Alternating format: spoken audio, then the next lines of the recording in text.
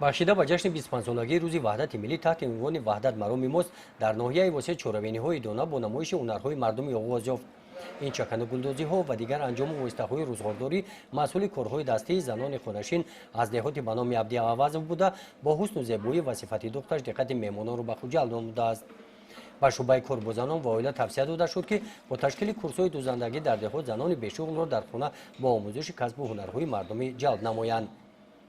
баъди тамошои намоиши ҳунарҳои мардумӣ бо иштироки намояндагони мақомоти иҷроияи ҳокимияти давлатии ноҳия, роҳбарони мақомотҳои ҳифзи ҳуқуқ, омӯзгорон, раисони ҷамоатҳои деҳот, кормандони касбу кори гуногун, раисони кумитаҳои маҳалла, аҳли ҷамоатчигии ноҳия дар қасди фарҳанги ноҳия бахшида ба ҷашни 25-солагии рӯзи ваҳдати миллӣ ҷамъомади тантанавӣ баргузор гардид.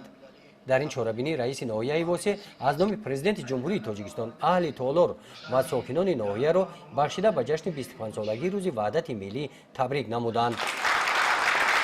дар маърузаи раиси ноҳия қайд карда шуд, ки дар ҷавоб ба ҳамаи ғамхориҳои ҳукумат ва давлат, мардуми шарифи Тоҷикистон имрӯзҳо шаҳру ноҳия ва деҳоти кишварро таърихи бунёди ҳазорҳо иншооти истеҳсоливу иҷтимоӣ нав ба нав ба майдони бузурги заҳмати созанда табдил додаанд.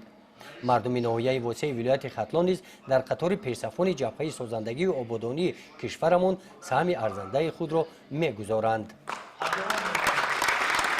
дар қисмати қадршиносӣ барои хизмати арзанда баробарони мақомотҳои ҳифзи ҳуқуқ аз номи мақомоти иҷроияи ҳокимияти давлатии ноҳия сипоснома тақдим карда шуданд. ин ҳамоиш бо намоиши барномаи консертии кормандони бахши фарҳанги ноҳия ҷамъбаст гардид. гузориши Хоҷа Назриев, Худойназар Зуҳуров аз ноҳияи Восе барои барномаи иттилоотии Навид.